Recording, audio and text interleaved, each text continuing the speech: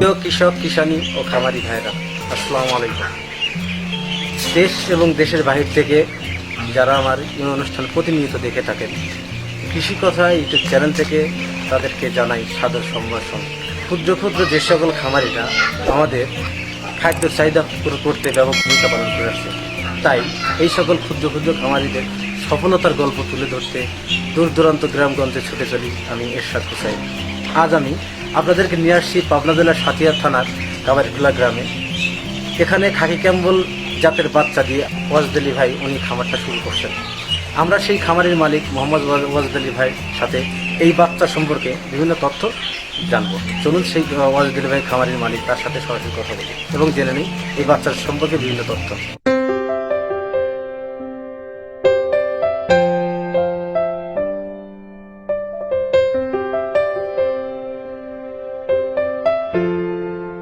প্রিয় দর্শক, আমার সামনে যিনি দাঁড়িয়ে আছেন ইনি হচ্ছেন খামারের মালিক। উনি নতুন খামারটা শুরু করছেন।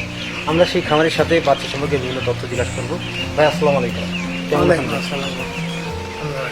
আপনার নামটা কি? আপনার গ্রামের বাড়িটা কোথায়?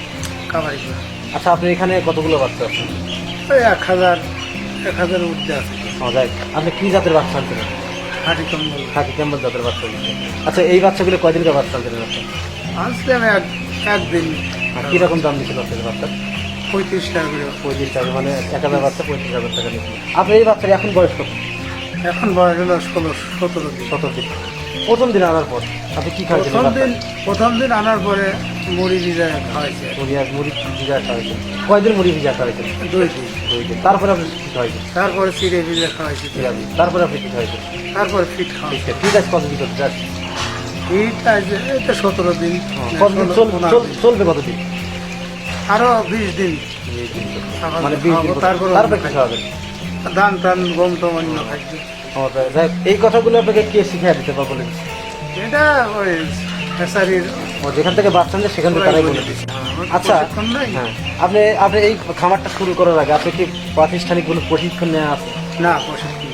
আচ্ছা, এই খামার করার আগে, এই খামারটি শুরু করার আগে বা প্রশিক্ষণ নেওয়া নেই আপনার, তো এই বাচ্চার বা হাঁসের কোনো সমস্যা দ্রুত কোনো সমস্যা হলে সেক্ষেত্রে আপনি করণীয় কী কাজ করতে পারবেন? এ ধরনের কথা কি আপনাকে বলে দিচ্ছে? বলে দিছে। কি বলে দিচ্ছে আপনাকে? যে 29 দিন বা 30 দিনের ভিতরে আপনার ভ্যাকসিন দেওয়া লাগে। এগুলো দেখাশোনা কি করেন? দেখাশোনা আমরা করতেছি, ছেলে করতেছে। আপনার ছেলে কি করতেন? ও মালয়েশিয়াতে। আবার মালয়েশিয়া যাবে? না, কেন যাবে না? যাবে না, দেশেই খামার করতে যাচ্ছে আপনি। আপনার ছেলে কোথায় দেখে বা উৎসাহিত, কার কথা শুনে এই খামার শেষ করছেন? অনেক সময় ওই যে ভিডিওতে দেখছে, তারপরে আমার ভাইরা বেটা মিলে খামার টামার আছে, ওর কাছে শুনে। কোথায় আপনার ভাইরা বেটার বাসা? কোথায়? এই রান্নাঘর, রানীনগর। ও, তার কথা শুনে মিলে এইগুলো করছে। আচ্ছা, আপনি কি করেন? আমি কৃষি কাজ করি বা ব্যবসা বাণিজ্য আছে। ব্যবসা বাণিজ্যের পাশাপাশি এখন এটা দেখাশোনা করছেন, আপনার ছেলে দেখাশোনা করেন। হাঁসের খামার করে আপনি কতটুকু স্বাবলম্বী হতে পারবেন আমার একটু বলবেন? এখন ই করছি, আমরা কতটুকু সাফল্য হতে পারবো তা তো বলতে পারবো না। প্রিয় দর্শক, আমার এই ভাই নতুন খামারে করছে। এই খামারটা যে দেখছেন 1000 বাচ্চার খামার, ওনারা নতুন খামারি হিসাবে ওনাদের মানে প্রাতিষ্ঠানিক যে জ্ঞানটা বা হাঁসের উপরে যতটুকু জ্ঞানটা, সেই হিসেবে আর কি ওই জ্ঞানটা ওনাদের নাই। সেক্ষেত্রে ওনারা এই হিসাবটা দিতে পারছে না। ওনাদের যদি পূর্ব অভিজ্ঞতা থাকতো সেক্ষেত্রে হয়তো ওনারা এই হিসাবটা দিতে পারতেন। ওনার ছেলেটা যখন ইউটিউবে ভিডিও দেখছে, দেখার পরে উনি আসে এখন হাঁসের খামার করছে। উনি এই খামারের উপর নির্ভর করিয়া একদম সবল খামারে হতে যাচ্ছে। উনি এই খামারের উপর নির্ভর করার পরে উনি আর বিদেশ যাবে না, তারপরে উনি খামারটা পরিচালনা করবেন। আশা করি আমার এই ভাই যেন সবল হতে পারেন, খামারিদের মধ্যে একজন হতে পারেন, আমি দোয়া করি।